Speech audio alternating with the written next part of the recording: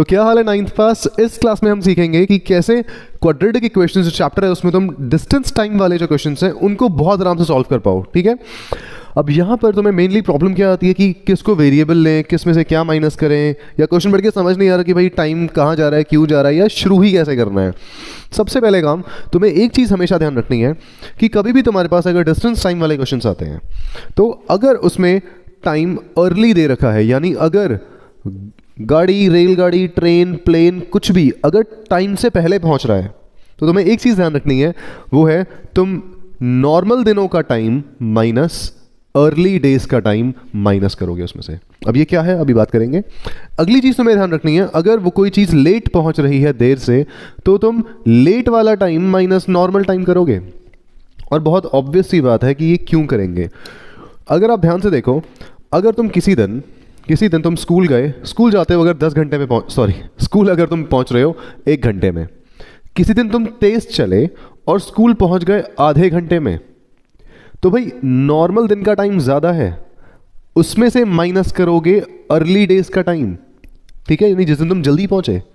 अगर दूसरा केस पकड़े हम लेट वाले में, अगर तुम किसी दिन नॉर्मली तुम कितने घंटे में पहुंच रहे हो, 1 घंटे में, तुम किसी दिन धीरे धीरे चले, तुम्हारी क्रश धीरे चल रही थी, तो लेट तुम पहुंचे 2 घंटे में। अभी लेट का टाइम ज़्यादा है तो उसको तुम पहले रखोगे, इसलिए लेट वाले केस में तुम TL माइनस TN और अर्ली वाले केस में TN माइनस TE रखना। ठीक है, बहुत सिंपल सा फंडा है ये। अब इसके बाद जरा क्वेश्चन शुरू करते हैं अपना। क्वेश्चन हमने लिया है 4.3 का क्वेश्चन नंबर 8। अच्छा क्वेश्चन है और बहुत सिंपल सा क्वेश्चन है, और भी क्वेश्चंस करेंगे, और इस वीडियो में हम केवल ये देखेंगे मेनली कि तुम इक्वेशंस कैसे कोड करोगे, इक्वेशंस कैसे बनाओगे। ठीक है, क्वाड्रेटिक फॉर्मूला कैसे लगना है या स्प्लिट मेथड कैसे करना है, वो सब बात की बातें हैं। पहले जरा केवल हम क्वाड्रेटिक इक्वेशन बनाना सीखेंगे कि इनकी इक्वेशन कैसे बनेगी, और वो बन गई तो सब काम खत्म। A train travels 360 km at a uniform speed. If the speed had been 5 km per hour more, मतलब एक ट्रेन को डिस्टेंस ट्रैवल करना है 360 किलोमीटर्स का। ठीक है, अब जब नॉर्मल दिनों की अगर हम बात करें, नॉर्मल डेज, और अब इस केस में हो क्या रहा है, वो जल्दी पहुंच रही है। It would have taken 1 hour less for the same journey. मतलब कोई ट्रेन अगर नॉर्मल दिनों से अपनी स्पीड 5 किलोमीटर पर आवर ज़्यादा कर दे तो वो 1 घंटा पहले पहुंच जाएगी। अगर वो अपनी स्पीड बढ़ा दे तो वो 1 घंटा पहले पहुंच जाएगी। ठीक है, इसको ज़रा पहले टेबल में बना के देख लेते हैं, नॉर्मल डेज और अर्ली डेज। ठीक है, अर्ली डेज, तीनों चीज़ों की टेबल बना लेते हैं पहले। यहाँ पे बनेगी, देखो तुम्हारी स्पीड, अगला बनेगा डिस्टेंस, और अगला बनेगा टाइम। देखो है क्या, इस वीडियो में केवल कंसेप्ट समझो कि कैसे करना है, कैसे छापना है इस क्वेश्चन को, तुम्हें हर जगह मिल जाएगा। कंसेप्ट समझ लो पहले। ओके, ट्रेन किसी दिन x की स्पीड से, निकालना क्या है इसमें, find the speed of the train, train की स्पीड निकालनी है। अभी मान लो ट्रेन की स्पीड x है, नॉर्मल दिनों में ट्रेन की स्पीड x है। किसी एक दिन ड्राइवर ने स्पीड 5 किलोमीटर पर आवर बढ़ा दी, यहाँ लिखा हुआ है 5 किलोमीटर पर आवर, तो ये अर्ली वाला जो डे है, इस दिन जो उसकी स्पीड होगी वो x + 5 हो गई। यानी अगर किसी दिन, अगर नॉर्मली ट्रेन चलती है 100 की स्पीड से, अब एक दिन वो चली 105 की स्पीड से, अब जब स्पीड बढ़ जाएगी तो टाइम कम हो जाएगा, जल्दी पहुंच जाएगी ट्रेन। इसको ज़रा यहाँ फिल करते हैं। नॉर्मल डेज में स्पीड है x किलोमीटर पर आवर, जिस दिन वो तेज चली स्पीड उसने बढ़ा दी 5 किलोमीटर पर आवर से। डिस्टेंस तो दोनों केस में 360 ही है, डिस्टेंस हमारा 360 ही है, डिस्टेंस तो चेंज होगा नहीं। 360 किलोमीटर यहाँ भी होगा और 360 किलोमीटर यहाँ भी होगा। अब इसके बाद टाइम कितना लग रहा है। अब देखो टाइम का क्या फंडा होता है, टाइम का फॉर्मूला क्या होता है आपका, डिस्टेंस अपॉन स्पीड। यही तो फॉर्मूला होता है टाइम का। डिस्टेंस दोनों के केस में 360 ही है। अब नॉर्मल डेज के केस में स्पीड कितनी हो गई, x। अब इसी तरह से टाइम अगर हम निकालें अर्ली डेज का तो क्या हो जाएगा, 360 अपॉन x + 5। ये रही इसकी स्पीड जिस दिन वो तेज चली थी। अब ये जो दो चीज़ें हमें मिली है ना, यहीं से हमारा पूरा क्वेश्चन सॉल्व हो जाएगा। अब तो बहुत सिंपल है, कुछ खास बचा नहीं इस क्वेश्चन में।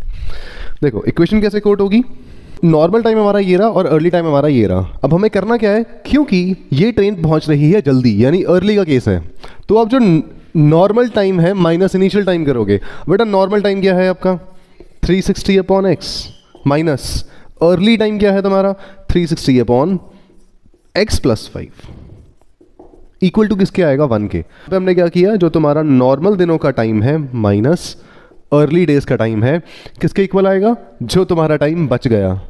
ओके अब इसके बाद सॉल्व करते हैं 360 कॉमन निकाल के। इक्वेशन कैसे बनेगी, 360 को कॉमन निकाल लो, ये बचा आपका 1 upon x minus 1 upon x plus 5 equal to 1। 360 बाहर निकाल लिया तो दोनों जगह पे 1 आ जाएगा। अब इस 360 को उठा के इसके नीचे ले जाओ, क्योंकि यहाँ ये मल्टीप्लाई में है तो खामखा दिक्कत देगा, इसको यहाँ ले जाओ 1 अपॉन 360 पर। अब ये बचा हमारा एलसीएम लेकर x इंटू एक्स प्लस 5। बेटा क्रॉस मल्टीप्लाई कर लो, x प्लस 5 को जब आप 1 से मल्टीप्लाई करोगे तो x प्लस 5 आएगा। ऐसे ही ये जो बीच का माइनस है ये माइनस लगाओ यहाँ पे, x को 1 से मल्टीप्लाई करो x आएगा equal to 1 upon 360, then plus x से माइनस x कट गया, यानी x माइनस x 0 आता है, कट जाएगा। अब अगले स्टेप 5 अपॉन बचा क्या हमारे पास 5 upon x square plus 5x। कैसे, आप इसे x को पहले इससे मल्टीप्लाई करो फिर इसको 5 से मल्टीप्लाई करो, देन इसके बाद 1 अपॉन 360। चलो बीच में बॉर्डर बना दिया, आगे सॉल्व करते हैं। फिर से क्रॉस मल्टीप्लाई होगा इन दोनों का, 360 को 5 से मल्टीप्लाई करो जरा, 5 0 ज़ा 0, 5 6 ज़ा 30 होता है। देखो इसमें ले लो तुम 3 कैरी ओवर, ठीक है, 5 6 ज़ा 30, 3 कैरी ओवर आ गया और 0, 5 3 ज़ा 15, 15 में 3 प्लस करो, ये आया तुम्हारा 18। अब इसको 1 से मल्टीप्लाई करोगे, सेम ही आंसर छापना है, यानी x square plus 5x। X square plus 5x आ गया। अब इसके बाद x square plus 5x minus 1800। Minus 1800 क्यों, ये 1800 वहाँ जाएगा तो नेगेटिव का 1800 हो जाएगा, इक्वल टू 0 चिपका दिया। अब यहाँ पर आराम से ये हमारी बन गई क्वाड्रेटिक इक्वेशन। इसके बाद आराम से क्वाड्रेटिक फॉर्मूला लगाओ या फिर अपना मिडिल टर्म स्प्लिट करो, जो करना है करो। मिडिल टर्म स्प्लिट कर लेते हैं, मुझे तो रटा हुआ है इसका आंसर। 1800 को स्प्लिट करेंगे हम प्लस 45x और माइनस 40x में, और माइनस आ जाएगा 1800 इक्वल टू 0। ये मिडिल टर्म स्प्लिट कैसे करते हैं इसकी मैंने अलग से वीडियो बना रखी है पूरी प्रॉपर, ठीक है, नीचे लिंक में दे रखा है, मैंने देख लेना जाके अगर तुम्हें ये स्प्लिट करना नहीं आता तो। प्लस 5 को मैंने इन दो नंबर्स में स्प्लिट कर दिया, इस तरह स्प्लिट करा है कि इनको मल्टीप्लाई करके 1800 आना चाहिए। ओके अब इसमें से निकाल लो, इन दोनों में से 40 x कॉमन निकाल लो, और तो क्या ही कॉमन आएगा, x कॉमन निकाला, कर्ली ब्रैकेट्स x प्लस 45, इसमें से x कॉमन, इसमें से भी x कॉमन, तो बचा 45। इन दोनों में से अगर हम बात करें इन दोनों की, एक तो माइनस कॉमन निकालो, माइनस दोनों के साथ लगा पड़ा है, माइनस कॉमन निकाला और फिर निकाला हमने 40 कॉमन। 40 कॉमन निकालोगे, इस पूरे में से क्या बचा, x बचा और माइनस 45, माइनस 45 इक्वल टू 0। ये आ गया हमारा x माइनस 40 और बचा x plus 45 equal to 0। Then या तो अब इन दोनों को मल्टीप्लाई करके अगर 0 आ रहा है, या तो ये टर्म 0 है तो ये टर्म 0 है, तो x दोनों को 0 रख के देख लेते हैं, और इसमें क्या लगेगा एक और हमारा x प्लस 45 इक्वल टू 0। पहले इसको 0 के इक्वल पुट किया, फिर इसको 0 के इक्वल पुट किया, तो दोनों साइड से हमारी वैल्यू आ गई। एक साइड से आई हमारी प्लस 40 की वैल्यू और दूसरी साइड से आई माइनस 45 की वैल्यू। स्पीड है, नेगेटिव हो नहीं सकती है, तो ये होगा नहीं। आगे हमारी स्पीड x की 40 किलोमीटर पर आवर। अब करते हैं अगला क्वेश्चन जो इसी एक्सरसाइज का है। तो अगला क्वेश्चन हमने यहाँ पे लिया है 4.3 का क्वेश्चन नंबर 10, जो कह रहा है an express train takes 1 hour less than an passenger train to travel 132 km between Mysore and Bangalore. If the average speed of the express train is 11 km per hour more than that of the passenger train, find average speed of the two trains. मतलब आधे आधे parts में इस question को divide करते हैं। पहले यहाँ तक का मतलब देखो क्या है। एक एक्सप्रेस ट्रेन है, नाम से पता लग रहा है कि एक्सप्रेस ट्रेन जल्दी पहुंचाती है हमेशा, और एक पैसेंजर ट्रेन है। दो तरह की ट्रेन है यहाँ पे। अब जो एक्सप्रेस ट्रेन है वो 1 घंटा कम ले रही है पैसेंजर ट्रेन से। मतलब अगर एक्सप्रेस ट्रेन 3 घंटे ले रही है तो पैसेंजर ट्रेन 1 घंटा ज़्यादा ले रही है, यानी 4 घंटे। तो एक बात ध्यान रखना, यहाँ पर अगर हम जो एक्सप्रेस ट्रेन का टाइम है, या फिर इसको इस तरह लिख लो, पैसेंजर ट्रेन का जो टाइम है, अगर तुम इसमें से एक्सप्रेस ट्रेन का टाइम माइनस करोगे तो 1 के इक्वल आएगा, क्योंकि दोनों के टाइम में 1 घंटे का डिफरेंस है। तो यहाँ पर हमारी एक जो बेसिक इक्वेशन है वो बन जाएगी कि आपको पैसेंजर ट्रेन का टाइम निकालना है, एक्सप्रेस का निकालो, माइनस करो, 1 के इक्वल पुट करो। अब देखो होगा कैसे। यहाँ पर डिस्टेंस कितना है हमारा, टोटल डिस्टेंस है हमारे पास 132 किलोमीटर्स। हमें दोनों ट्रेन्स का टाइम निकालना है और ये बता रखा है कि जो एक्सप्रेस ट्रेन है वो 11 किलोमीटर पर आवर यानी 11 किलोमीटर पर आवर की स्पीड से तेज चल रही है। मतलब अगर हमारी पैसेंजर ट्रेन की स्पीड हमारी अगर 100 किलोमीटर पर आवर है तो एक्सप्रेस ट्रेन की स्पीड 111 किलोमीटर पर आवर है। ठीक है, 11 किलोमीटर ज्यादा है एक्सप्रेस ट्रेन की स्पीड, वही दे रखा है यहाँ पे 11 किलोमीटर पर आवर ज्यादा है। सबसे पहले टाइम का हमें फॉर्मूला पता है क्या होता है। टाइम का फॉर्मूला होता है डिस्टेंस अपॉन स्पीड। चलो, अगर मैं पैसेंजर ट्रेन की जो स्पीड है उसको x मानूं, ठीक है, अगर हम पैसेंजर ट्रेन की स्पीड को x ले लें तो एक्सप्रेस ट्रेन की स्पीड कितनी हो जाएगी, 11 ज्यादा है यानी x plus 11 kilometre per our. अब जरा इसको मिटा देते हैं, यहां पर किलोमीटर पर आवर लिख देते हैं, किलोमीटर पर आवर। लिखने के लिए इसे लिख दो, let speed of passenger train be x kilometre per hour. Passenger train की स्पीड ये रही और distance travelled by passenger train कितना है हमारा, 132 किलोमीटर्स। ठीक है, पैसेंजर ट्रेन की हमने स्पीड लिख ली, डिस्टेंस लिख लिया। इसी के सामने जरा एक्सप्रेस ट्रेन की स्पीड लिख लेते हैं। एक्सप्रेस ट्रेन की स्पीड हमारी आ गई x plus 11 kilometre per our. इसकी x थी, इसकी x प्लस 11 यानी ज्यादा तेज भाग रही है एक्सप्रेस ट्रेन। और यहीं से इसको डिस्टेंस कितना ट्रैवल करना है, distance travelled by express train equal to 132 kilometres. दोनों को सेम डिस्टेंस ट्रैवल करना है। अब जरा टाइम निकालते हैं। टाइम कितना आएगा भाई, यहां से देखो टाइम का फॉर्मूला क्या लगेगा, टाइम ऑफ हमारा पैसेंजर ट्रेन होगा डिस्टेंस अपॉन स्पीड यानी 132 अपॉन x, ये होगा आवर में, घंटों में आएगा ये। अब इसी तरह से इसका अगर हम टाइम निकालें, time taken by express train, ये कितना आएगा दोबारा से, डिस्टेंस अपॉन स्पीड। स्पीड कितनी है इसकी, x प्लस 11, यही होगा। यहां तक आई होप क्लियर हो चुका है, हमने दोनों का टाइम निकाल लिया। अब बारी है इसको, इस चीज को यहां पुट करो, पैसेंजर ट्रेन का ये रहा और एक्सप्रेस ट्रेन का ये रहा। अब जरा इन दोनों को यहां पुट कर लेते हैं, यहीं साइड में इसकी कैलकुलेशन कर लेते हैं, केवल इक्वेशन बनाएंगे इसकी हम। पैसेंजर ट्रेन का टाइम है 132 upon x, 132 upon x minus express train का time 132 upon x plus 11 equal to आएगा 1 के। अब यहां जरा एक फंडा ध्यान रखो, यहां पर हो क्या रहा है, जो ट्रेन जल्दी पहुंच रही है, ठीक है, जो ट्रेन आपकी जल्दी पहुंच रही है यानी ये वाली ट्रेन, इसका टाइम कम है।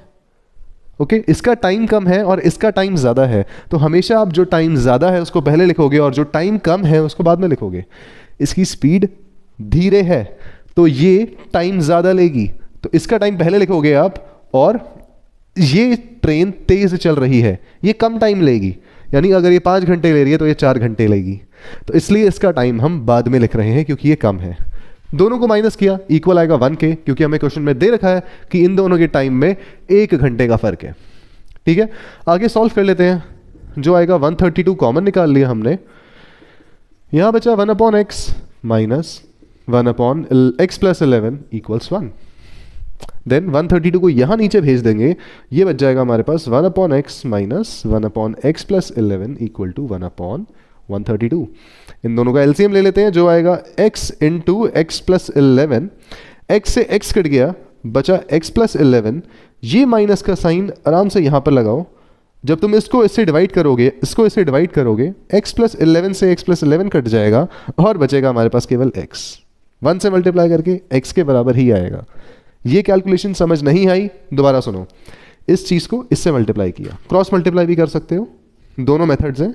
रैशनल नंबर्स को सॉल्व करने के तरीके, इसको 1 से मल्टीप्लाई किया, ये आंसर आया, फिर x को 1 से मल्टीप्लाई करा, x ही आंसर आया, बीच का माइनस साइन ये रहा, ओके, इक्वल टू 1 अपॉन 132। आगे फर्दर सॉल्व करते हैं ऐसे, बेटा प्लस x से माइनस x कटा, बचा क्या हमारे पास 11 upon x square, 11 upon x का square plus 11x equal to 1/132। अब ये कैसे आया फिर देख लो, x को इससे मल्टीप्लाई करा, फिर x को x से मल्टीप्लाई करा, x स्क्वायर, x को 11 से करा 11x। ओके, अब यहां पर आ जाएगा तुम्हारा क्रॉस मल्टीप्लिकेशन।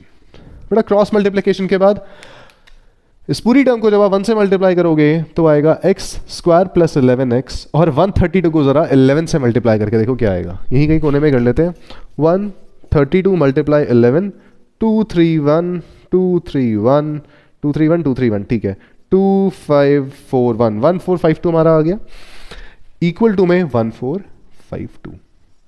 इक्वेशन बना लेते हैं, x square plus 11x minus 1452 equal to 0। यहां बनी है हमारी इसकी क्वाड्रेटिक इक्वेशन।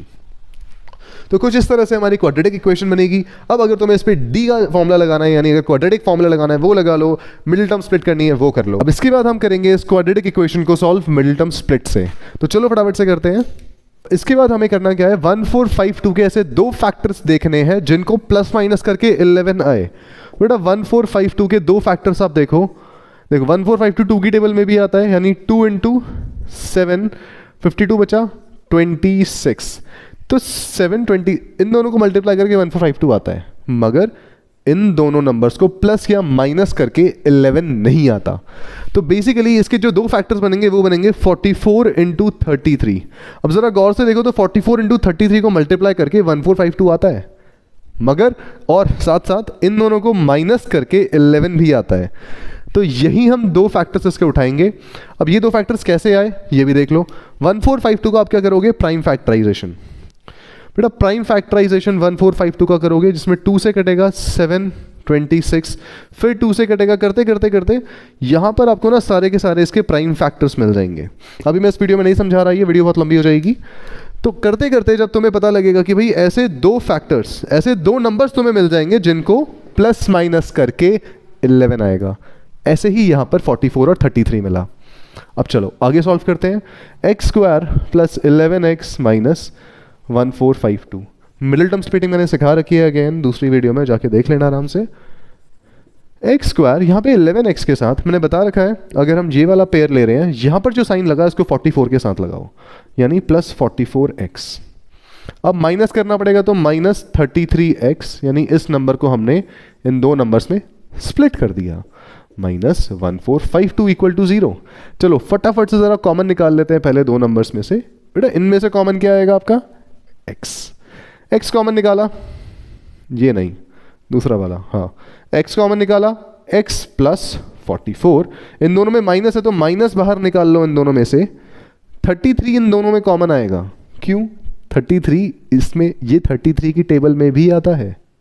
33 44 जा 1452 होता है, इसलिए इन दोनों में से 33 कॉमन आएगा और माइनस कॉमन आएगा। इसमें से जब मैं माइनस और 33 को कॉमन निकाल लूंगा तो बचा क्या, x। इसमें से माइनस कॉमन निकाला तो प्लस बचा, 33 कॉमन निकाला तो 44 बचा। कॉमन निकालना मतलब होता है डिवाइड करना। देन x माइनस 33, और फिर पूरे में से हमने x प्लस 44 कॉमन निकाल लिया। दो नंबर को मल्टीप्लाई करके 0 आ रहा है, तो पहले हम x माइनस 33 को 0 के इक्वल पुट करेंगे और x प्लस 44 को 0 के इक्वल पुट करेंगे। आंस x की वैल्यूज हमारी आ गई 33 और यहाँ से हमारी वैल्यू आ गई 44। क्योंकि x हमने स्पीड मानी थी तो ये नेगेटिव नहीं हो सकती, इसलिए हमारी स्पीड आएगी x 33। अभी x क्या था हमारा, ये हमारी पैसेंजर ट्रेन की स्पीड थी। तो आपकी पैसेंजर ट्रेन की जो स्पीड आई है वो आई है 33 किलोमीटर्स पर आवर। इसी तरह से एक्सप्रेस ट्रेन की कितनी आएगी, हमने x प्लस 11 लिया था तो आएगी 33 plus 11 that is 44 kilometre per our. ठीक है, तो ये था हमारा सेकंड क्वेश्चन। मिलते हैं थर्ड क्वेश्चन की तरफ जो हम करेंगे अब आर.डी. शर्मा से। अब हमारा क्वेश्चन कह रहा है, in a flight of 600 kilometres an aircraft was slowed down due to bad weather. भाई फ्लाइट जा रही थी, वेदर बुरा था, मौसम खराब था, उन्होंने फ्लाइट की स्पीड कम कर दी। क्योंकि फ्लाइट की स्पीड कम करी तो फ्लाइट लेट जाएगी, डीले होगी। और याद करो तो मैंने पहले क्वेश्चन में बताया था, अगर डीले का केस आ रहा है, अगर डीले का केस आ रहा है तो जो लेट वाला टाइम है तुम उसमें से क्या माइनस करोगे, नॉर्मल दिनों का टाइम। ठीक है। अब लेट वाला टाइम पहले हम निकालेंगे और उसमें से नॉर्मल दिनों का जो टाइम है उसे माइनस करेंगे। चलो सबसे पहले हमें दे रखा है 600 किलोमीटर का डिस्टेंस है। Slow down to the bad weather, its average speed for the trip was reduced by 200 kilometre per hour. मतलब अगर वो फ्लाइट पहले 400 की स्पीड से जा रही होगी तो अब वो केवल 200 की स्पीड से जा रही है। अगर वो पहले 250 की स्पीड से जा रही होगी अब वो केवल 50 किलोमीटर पर आवर की स्पीड से जा रही है। उन्होंने 200 किलोमीटर पर आवर प्लेन की स्पीड कम कर दी है। Then the flight increase by the 30 minutes. अब क्योंकि फ्लाइट की स्पीड धीरे हो गई तो भाई टाइम ज़्यादा लगेगा, और टाइम कितना ज़्यादा लग रहा है? 30 मिनट्स। 30 मिनट्स अब प्लेन देर से पहुंचेगा, डीले होके पहुंचेगा। चलिए सबसे पहले जो लेट वाला टाइम, अच्छा निकालना क्या है हमें सबसे पहले ये देख लेते हैं। Find the duration of flight. Flight की ड्यूरेशन निकालनी है, इस बार हमें निकालना है टाइम। ठीक है, कि टाइम कितना लग रहा है। इक्वेशन वैसे ही बनेगी टोटल जैसे मैंने बताया था। अब सबसे पहले नॉर्मल दिनों में और जब वो डीले हो गई, दोनों केसेस में हम सब कुछ निकालेंगे। सबसे पहले टाइम निकालेंगे, फिर डिस्टेंस निकालेंगे, फिर स्पीड। जो पहले निकलता है वो निकाल लेते हैं। स्पीड में कितना फर्क आया? नॉर्मल दिनों में मान लो अगर वो x की स्पीड से चलती है, यानी x किलोमीटर पर आवर की स्पीड से चलती है, तो जिस दिन वो डीले हो गई, फ्लाइट धीरे चल रही है मौसम की वजह से, तो कितनी स्पीड कम हुई हमारी? x minus 200 kilometre per our. इतनी स्पीड तो कम हो गई। अब इसके बाद डिस्टेंस कितना है दोनों केसेस में? 600 किलोमीटर तो है। अब टाइम निकालना है। दोनों के टाइम में डिफरेंस कितना है? 30 मिनट का डिफरेंस है, यानी 1/2 आवर का। इसको आप 1/2 लिखोगे क्योंकि सारी बात घंटों में हो रही है। यहाँ पर जो डिस्टेंस है वो हमारा आवर में है, ये भी आवर्स में है, ये किलोमीटर पर आवर, ये kilometre per our. Sorry, distance आपका किलोमीटर में है, माय मिस्टेक। डिस्टेंस आपका किलोमीटर में है। ठीक है, टाइम हमें निकालना। देखो वो इक्वेशन ध्यान रखना। डीले के केस में क्या दे रखा है? TL minus TN। जिस दिन फ्लाइट लेट हुई है माइनस नॉर्मल दिनों का टाइम इक्वल टू 1/2 आएगा। 1/2 मतलब 30 मिनट्स। भाई जब डीले हुई फ्लाइट तो कितने टाइम का फर्क आया? आधे घंटे का फर्क आया, 30 मिनट्स का। अब नॉर्मल दिनों में टाइम कितना लगेगा? बेटा टाइम का फॉर्मूला होता है डिस्टेंस अपॉन स्पीड। डिस्टेंस कितना था? 600 अपॉन स्पीड कितनी थी? x। अब डीले जब हो गई, फ्लाइट धीरे चल रही है, तो स्पीड कितनी हो गई? x minus 200। अब इन दोनों में से पहले किसे लिखना है हमें? जो लेट वाला टाइम है, यानी ये वाला। ये हो जाएगा आपका 600 upon x minus 200 minus 600 upon x equal to 1/2। Normal दिनों का टाइम 600 अपॉन x। दोबारा से वही चीज़ करेंगे, इसमें हम 600 को कॉमन निकाल लेंगे। इसकी कैलकुलेशन ज़रा यहाँ कर लेते हैं। 600 को कॉमन निकाला हमने, बचा हमारे पास 1 upon x minus 200 minus 1 upon x equal to 1/2। ठीक है, 1 अपॉन एक्स बचेगा यहाँ पे, इक्वल टू 1/2 बचा। 600 को उठा के यहाँ फेंक दो, ये बचा हमारा 1 upon x minus 200 minus 1 upon x equal to 1 upon 600 को 2 से मल्टीप्लाई करा, आंसर आया 1200। निकालो ज़रा सॉल्व करने के लिए इनका LCM। बेटा LCM आएगा, इन दोनों को मल्टीप्लाई कर दो, वही LCM आएगा। अब क्रॉस मल्टीप्लिकेशन, इसको 1 से मल्टीप्लाई करो, x ही आएगा, x आएगा। ये वाला माइनस एज इट इज चिपकाया, और क्योंकि माइनस के बाद ब्रैकेट लगाना मत भूलना। अगर यहाँ पर दो टर्म्स आ रही हैं तो 1 को आप इससे मल्टीप्लाई करोगे तो x माइनस 200 ही आएगा, और 1 अपॉन 1200। आगे सॉल्व करते हैं। ब्रैकेट ओपन करेंगे हम, ये वाला, क्योंकि इसके बाहर माइनस है तो minus plus minus x minus minus plus 200 upon इस x को इससे मल्टीप्लाई करोगे, फिर इससे भी मल्टीप्लाई करोगे। दोनों x को मल्टीप्लाई करा, आंसर आया x का स्क्वायर। x को 200 से माइनस करा, आंसर आया minus 200x equal to 1 upon 1200। कुछ कट रहा है? Plus x minus x cut रहा है। ठीक है, देन क्रॉस मल्टीप्लाई, इन दोनों को फिर से और इन दोनों को। सबसे पहले इन दोनों को क्रॉस मल्टीप्लाई कर लेते हैं, जो आएगा हमारा एक्स स्क्वायर माइनस 200x। 200 को 1 से वही आएगा आंसर, 1 से मल्टीप्लाई कर रहे हैं इस पूरी टर्म को, वही आंसर आएगा। इक्वल टू, अब जरा 200 को इससे मल्टीप्लाई करते हैं। देखो 12 2 सा कितना होता है? 24। 2 0 इसके लगा दो, 2 0 इसके लगा दो, 4 0 हो गए टोटल। इक्वेशन हमारी बन गई x square minus 200x minus 24 1 2 3 4 equal to 0। ये हमारी इक्वेशन बन गई। मिडिल टर्म स्प्लिट अगर लगाओगे तो थोड़ा दिमाग लगा के लगाना, जीरोस को ना एक बार के लिए इग्नोर कर दो अगर तुम मिडिल टर्म स्प्लिट कर रहे हो इनका। देखो 24 के दो फैक्टर निकालो जिनको प्लस माइनस करके 2 आए। 6 4 जा, साफ दिख रहा है 6 4 जा 24। इसी को यहां चिपका दो। अब देखो कैसे, x square minus 600x plus 400x minus 24 1 2 3 4 equal to 0। अब जरा ध्यान से देखो क्या करा है यहां पे हमने। बेटा इसके दो फैक्टर मुझे मिले, केवल मैंने 24 के फैक्टर देखे जो मुझे मिल गए 6 और 4, तो मैंने 600 और 400 को लिख दिया। यानी इस बीच वाली टर्म को हम स्प्लिट करते हैं दो टर्म्स में और इन दोनों को मल्टीप्लाई करके ये c आना चाहिए, यानी ये वाली टर्म आनी चाहिए पूरी की पूरी। इन दोनों को मल्टीप्लाई करके ये आ रहा है, इन दोनों को प्लस माइनस करके बीच वाली टर्म आ रही है। ठीक है, देन इन दोनों में से निकाल लो x को कॉमन, ये बच जाएगा तुम्हारा x माइनस 600 और इन दोनों में से निकल जाएगा एक तो 400 कॉमन, सीधा 400 कॉमन निकाला, बचा x माइनस 600। ठीक है, equal to 0। Plus plus plus plus minus minus, यहाँ प्लस लगा दो। अब 600 x माइनस 600 कॉमन निकाल लिया और यहाँ बचा हमारा x plus 400 equal to 0। x की हमारी दो वैल्यूज आएंगी, एक आएगी प्लस 600 में और एक आएगी x की वैल्यू माइनस 400 में। एक बार आप इसको 0 के इक्वल रखोगे, एक बार इसको 0 के इक्वल रखोगे, x की दोनों वैल्यूज आ जाएंगी यहाँ पे। क्योंकि हमारी स्पीड है, वेलोसिटी है, तो नेगेटिव नहीं हो सकती, स्पीड नेगेटिव नहीं हो सकती। आई एम सॉरी, यहाँ से हमारा क्या हो जाएगा प्लस 600 हमारी वैल्यू। x हमने माना था यहाँ पे स्पीड, तो स्पीड हमारी आ गई 600।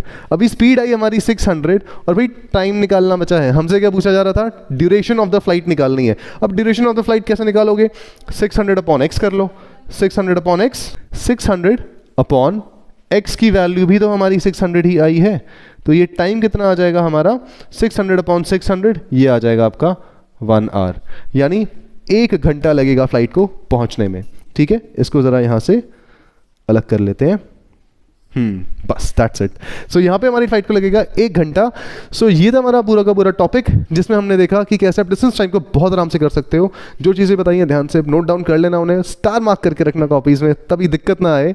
सो मिलते हैं अब अगली वीडियो में। तब तक के लिए कीप ट्रैकिंग द कॉन्सेप्ट।